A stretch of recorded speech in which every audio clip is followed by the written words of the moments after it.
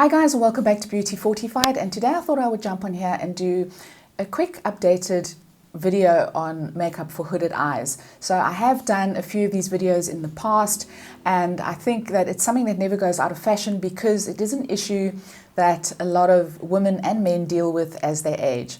So of course hooded eyes can take on various different shapes and forms. Some people have very hooded eyes where in fact the upper lid is kind of resting on the mobile lid because of the excess skin.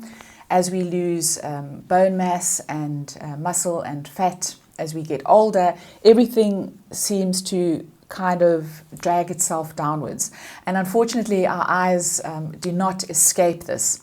So I wanted to show you today, I have done makeup on the one side in order to bring out the eye and to make the hooded lid recede. And it really is quite easy.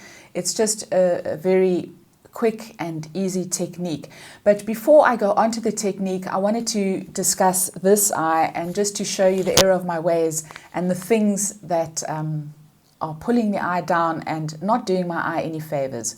So first of all, when you do a hooded eyeshadow technique, it's generally best to use two different contrasting colors. So you want a light color for the mobile lid and a dark color for the upper lid or the crease.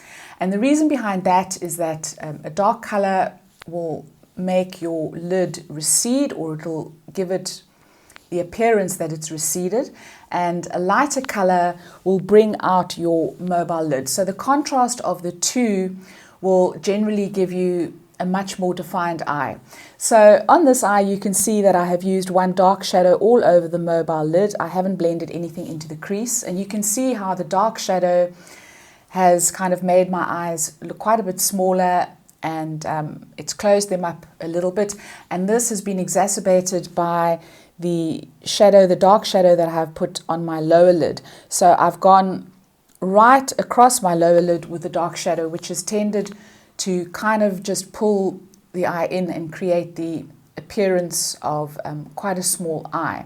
So the other thing I haven't addressed is my eyebrow. I haven't filled it in, done anything there. I haven't got any highlighter just below the brow bone, which can also help to just open up the eye. But these things can be remedied very easily. So I'm going to take off the makeup that I have on this eye, and I'm going to show you how I achieved the makeup that I have on this eye, and hopefully you will find this helpful. So the first thing I'm going to do is fill in my brow, and this really does just help to open up the eye and give the eye a little bit more definition. So I'm going in with my Benefit Gimme Brow, and I'm just going to very lightly fill in the missing areas and just darken the brow a little bit, just to add a little bit of definition.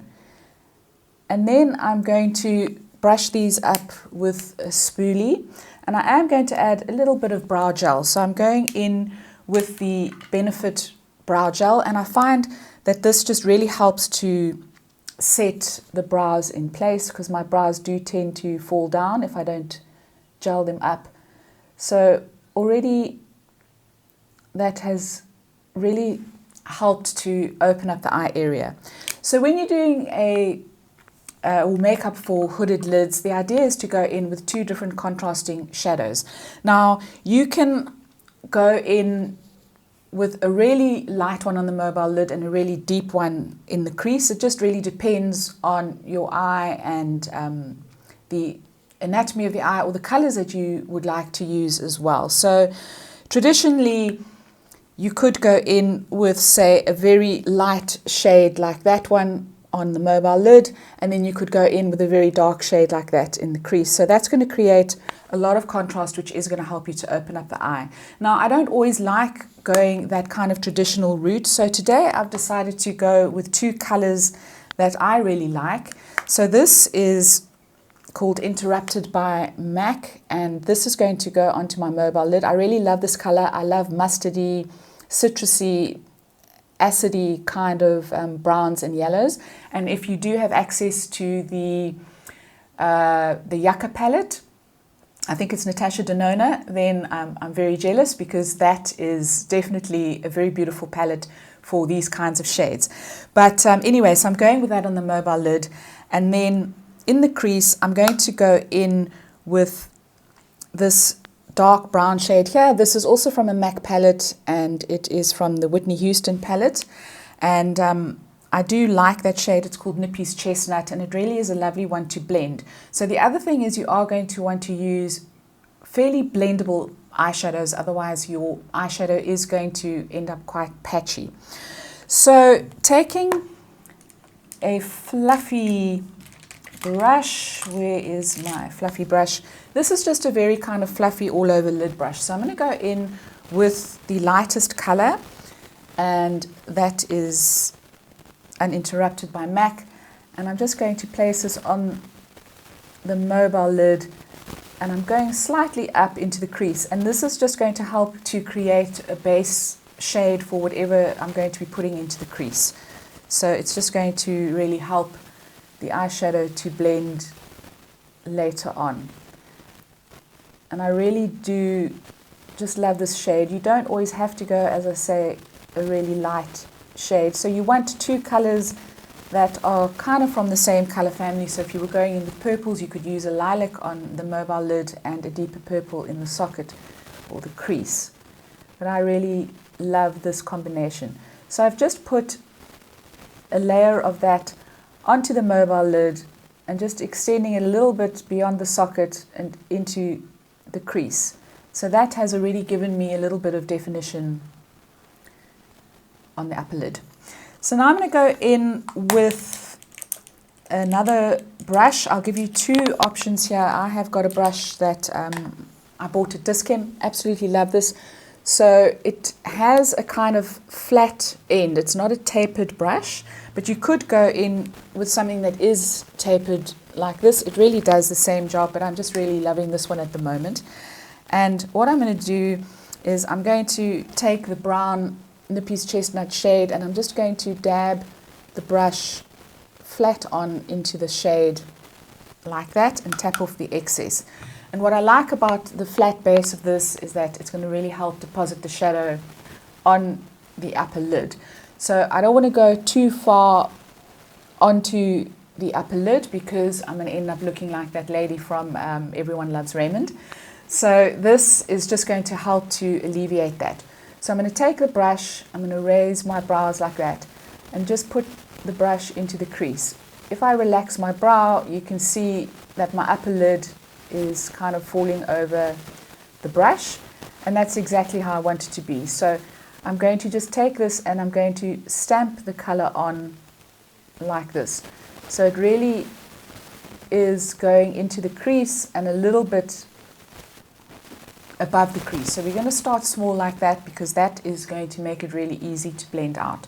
Now I'm going to take a clean blending brush. This is just a gewone drugstore blending brush, and I'm going to start blending that shadow up onto the upper lid and into the crease as well. And the whole idea is just to blend this so that you can get it as smooth as possible. And obviously as you get older, your lids do get quite crepey. Mine are quite crepey, so you're never going to get an absolutely perfect blend. You have to forgive yourself right up front for that, and just, I think, don't be too pernickety about it, because it is something that really is hard to do, and it kind of takes the pleasure out of the process if you are looking for perfection. So the idea is just to blend it in as much as you can, and that's another reason why you do want a lid shadow that is fairly easy to blend. So you can see when I open my eye, you can just detect a little bit of the darker shadow which is on my upper lid. Don't want to go too far with that, and it's blended out as well as can be, considering the texture of my lids. So I'm going to leave it there. I'm fairly happy with that. I do realize it's not 100%, but that is a combination of, well, that's really all to do with the texture on my lid. It's actually nothing else.